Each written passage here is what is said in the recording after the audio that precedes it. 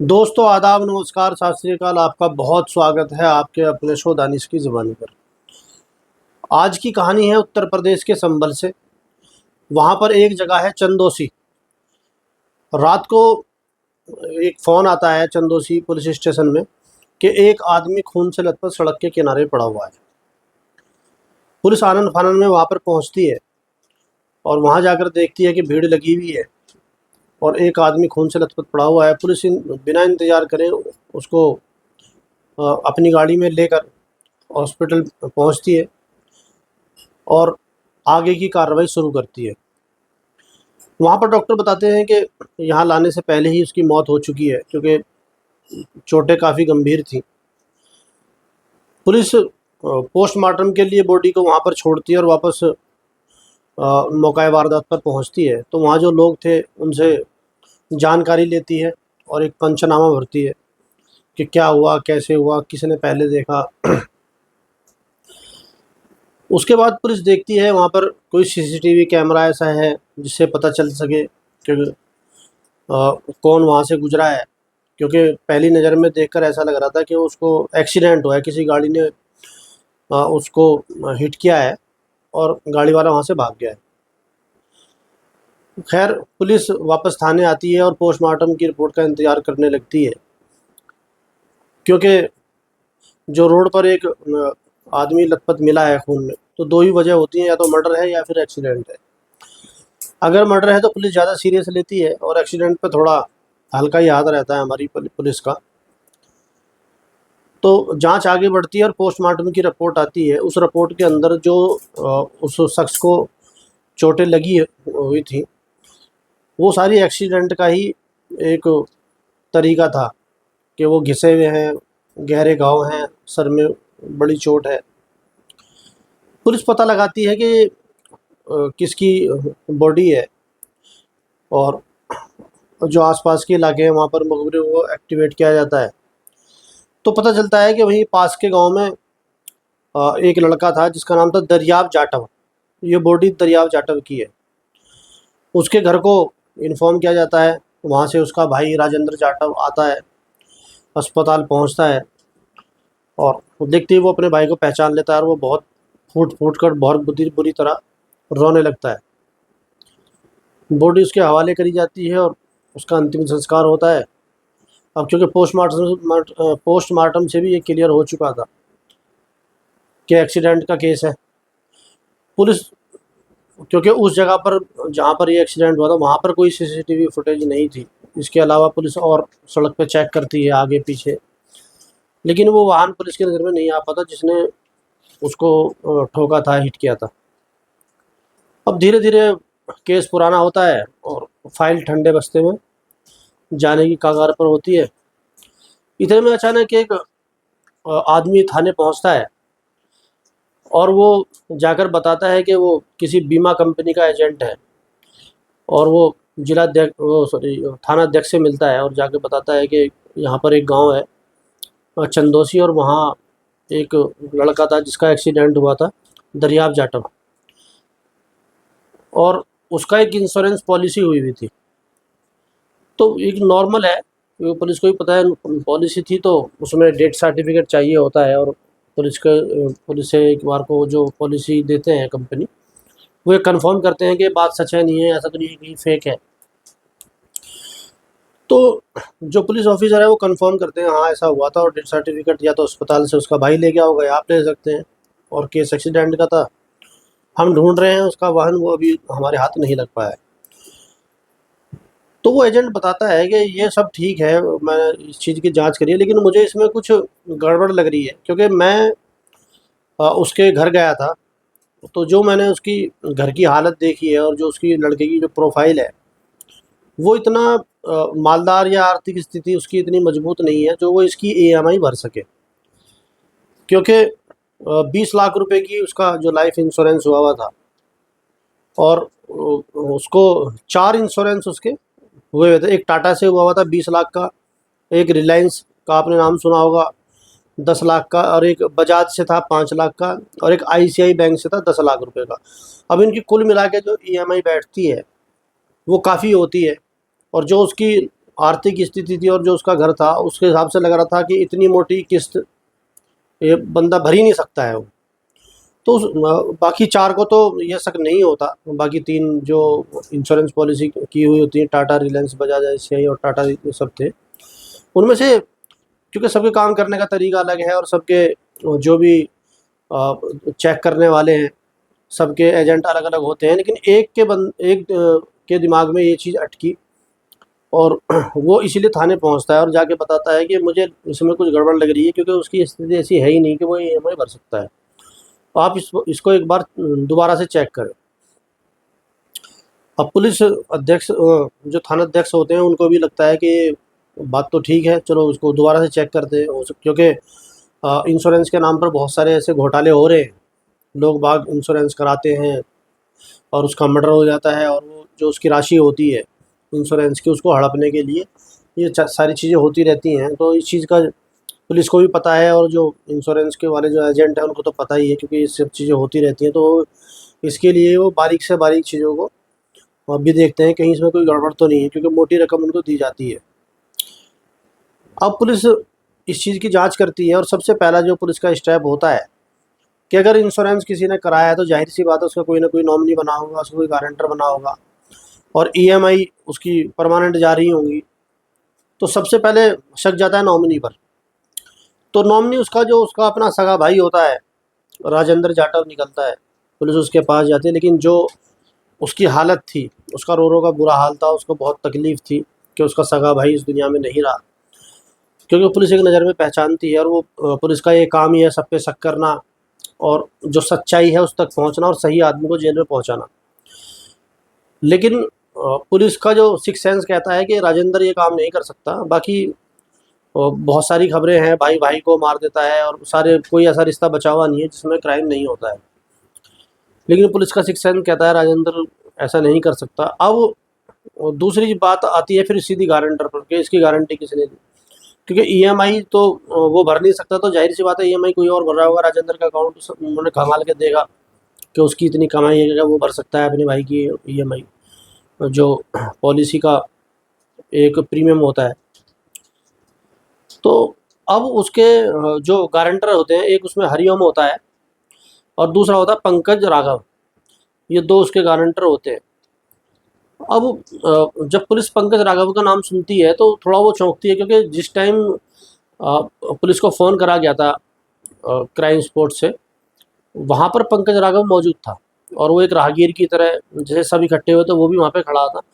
और जब वहाँ पे पंचनामा भरा गया था, क्योंकि पुलिस को एक पंचनामा बनाना पड़ता है जहाँ पे मौका वारदात से कि किसने देखा, पहले सबसे पहले किसने देखा, क्या देखा, कैसे हुआ। तो 2-3 आदमी की आईडी और उनके सिग्नेचर उस पर होते हैं, तो उसमें ये पंकज राघव भी था। खैर अब वो पुलिस देखती है कि पंकज राघव वहाँ पे भी था और यहाँ पे इसका गारंटर भी बना हुआ है। तो पुलिस और जांच करती है तो देखती है कि पंकज राघव इंश्योरेंस पॉलिसी का एजेंट है, वो इंश्योरेंस करता है और ये पॉलिसी भी उसी ने अपनी आईडी से ही की थी। और दूसरा एक दोस्त होता है उसका हरिओम नाम से। अब पुलिस को थोड़ा वहाँ पे डाउट होता है कि ये बंदा वहाँ पे भी था पंचनामे में इसका है और ये यहाँ पर इसका गारंटर है, तो इत्तेफाक हो भी सकता है, नहीं भी। फिर वो दूसरा हरिओम के बारे में जानकारी निकालती है, तो हरिओम का जो मोबाइल की लोकेशन और उस टाइम की देखती है कहाँ पे थी, तो वो भी उसके आसपास की होती है, 31 अगस्त को जहाँ पर वो एक्सीडेंट हुआ था। अब पुलिस को उन पर डाउट होता है, पुलिस दोनों को उठाती है और उनसे पूछताछ करती है कि तुम वहाँ पर क्या कर रहे थे, तुम ही उसके एजेंट हो और उसकी ईएमआई कौन भर रहा था। अब वो खैर वो सारी प्लानिंग उनकी पहले ही हुई हुई होती है कि हमें पुलिस को कुछ बताना नहीं है।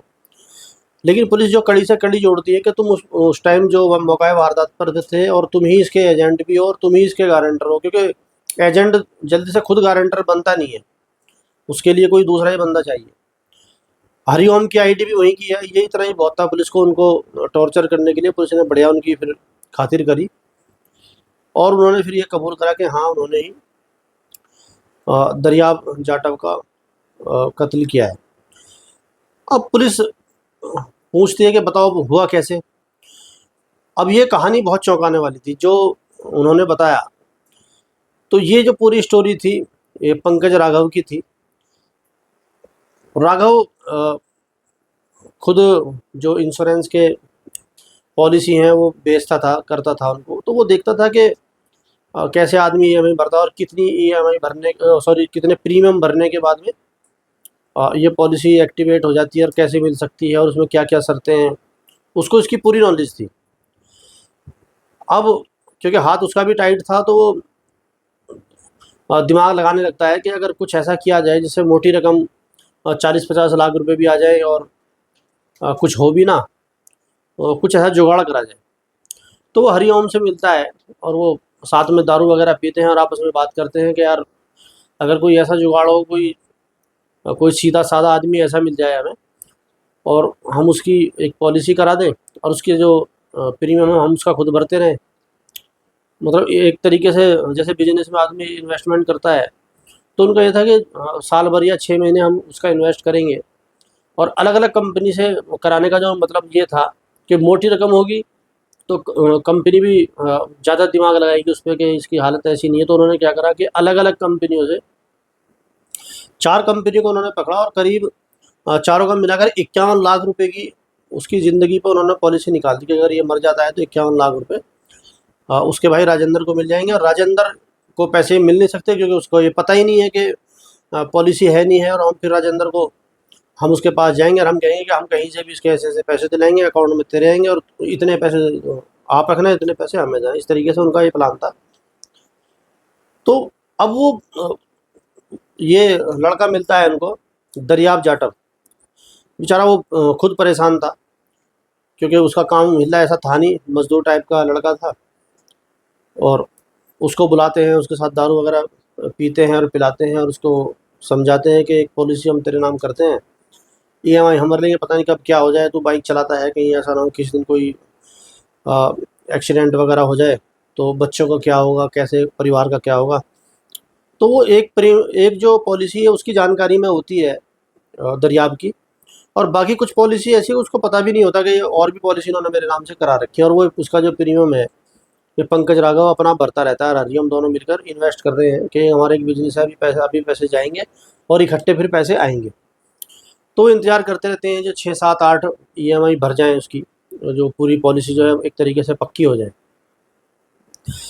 उसके बाद अब दूसरा काम था कि अब वो मरना चाहिए, और मरना भी इस तरीके से चाहिए कि मर्डर ना लगे। अगर मर्डर लगा तो फिर हम ही अंदर हो जाएंगे। तो वो दिमाग लगाते हैं अब ऐसा क्या करें, क्योंकि वो खुद एजेंट था तो उसको पता था कि एक्सीडेंट के केस में पुलिस ज़्यादा वो करती नहीं इंक्वायरी, और धारा भी इतनी खास लगती नहीं अगर पकड़े भी जाते हैं तो लेकिन उनके अंदर इतनी इतनी हिम्मत थी नहीं कि वो खुद उसको मार सकें। अब वो सोचते हैं कि यार अब कैसे करें, क्योंकि प्लान तो बना लिया उन्होंने सारी चीज़ें, लेकिन एक किसी को मारना ये एक बहुत बड़ी चीज़ है अपने आप में। तो वो फिर सुपारी किलर को ढूँढते हैं। वो सोचते हैं कोई बंदा ऐसा मिल जाए, हम उसको भी पैसे दे दें, प्रीमियम तो हम भर ही रहे हैं, थोड़ा इन्वेस्ट और हो जाएगा और ये काम कोई और कर दे। तो एक बंदा होता है प्रताप, जो 13 साल जेल में काट कर आया हुआ होता है, और 2 साल पहले ही वो जेल से निकला था 13 साल की सज़ा काट के। वो प्रताप से मिलते हैं और प्रताप का एक दोस्त होता है विनोद, उससे मिलते हैं और उसको जाकर अपनी स्टोरी बताते हैं कि भाई हमें एक आदमी का एक्सीडेंट से मर्डर कराना है और आप कितने पैसे लोगे, कैसे होगा। अब प्रताप से उनकी डील हो जाती है कुछ पैसों में, और उनको यही था कि दिखाना इसको एक्सीडेंट ही है, जिससे ज़्यादा दिन ना लगे पुलिस को क्लीन चिट देने में। क्योंकि मर्डर होगा तो जब तक वो कातिल नहीं पकड़ा जाएगा, तो पॉलिसी में ऐसा भी है कि पुलिस पुलिस पर जो दबाव पॉलिस का कंपनी है बनाती है कि उसको ढूंढो कहाँ है, क्योंकि जब मर्डर मिल जाता है, जिसने मर्डर करा होता है, तो फिर पॉलिसी वाले उससे पैसे वसूल करते हैं, उसकी प्रॉपर्टी बेचने का उनको अधिकार होता है कुछ पॉलिसी में। तो अब ये सारी चीज़ें चलती हैं, वो प्रताप उसको एक्सेप्ट करता है और फिर वो कहीं से एक ट्रक लाता है। अब क्योंकि हरिओम उसके गांव का ही था, दरियाब जाटव के, वो उसको फ़ोन करके उसके पास जाता है, उसको बुलाता है। फ़ोन उसको नहीं करता वो, क्योंकि वो फिर लास्ट कॉल की जो भी प्रॉब्लम है वो आ जाती है। जो गांव का था उसके पास जाता है कि आज पार्टी करेंगे, और वो उसको लेके जाता है मौका वारदात पर, और वहाँ पर दारू वगैरह पिलाकर उसको फिर ट्रक से हिट कर देते हैं। और हिट करने के बाद में और उसके ऊपर मतलब कुचल देते हैं उसको एक तरीके से। लेकिन उससे क्योंकि लड़का था, यंग था, वो उसके टक्कर से मरता नहीं है लड़का, और वो कराहने लगता है कि बचाओ, और इस तरीके से उसका ब्लड निकलने लगता है। अब प्रताप तो ट्रक चढ़ाकर अपना चला जाता है वहाँ से। अब ये दो, क्योंकि राघव वहीं पे था, और वो देखता है कि यार ये तो मरा नहीं, अब क्या करें, अब प्रताप वापस आएगा नहीं। तो वो एक हथौड़ा होता है उनके पास, वो हथौड़ा उसके सर पर इतनी ज़ोर से हथौड़ा मारते हैं कि वो तो पहले ही कराह रहा था बेचारा दर्द से। वो पहली अपनी ज़िंदगी से में ही उसके इतने दर्द थे कि वो ही पता नहीं कैसे अपनी लाइफ काट रहा था। ऊपर से अब उसका एक्सीडेंट हो गया, अब उसको लगता है कि मेरे गांव का है तो ये मुझे बचा लेगा, हॉस्पिटल लेके जाएगा। लेकिन वो उसके साथ उल्टा होता है, और वो जो हथौड़ा होता है पूरी ताकत से उसके सर पे मारते हैं, जिससे उसका सर फट जाता है और वो बेचारा वहीं पर मर जाता है। उसके बाद वो अपना कहीं छुप कर खड़ा हो जाते हैं और सोचते हैं कोई और फ़ोन करे। अब कोई दूसरा मुसाफिर वहाँ से जाता है, वो देखता है जो खून से लथपथ है, वो पुलिस को फ़ोन करता है, पुलिस आती है। क्योंकि अब राघव पूरा वॉच रख रहा था, वहाँ पर देख रहा था कि क्या हो रहा है, पंचनामे में क्या लिखा जा रहा है। इसलिए वो खुद वहाँ पर जाके खड़ा होता है, पुलिस कर क्या रही है, क्या लिख रही है, क्या जानकारी दे रही है।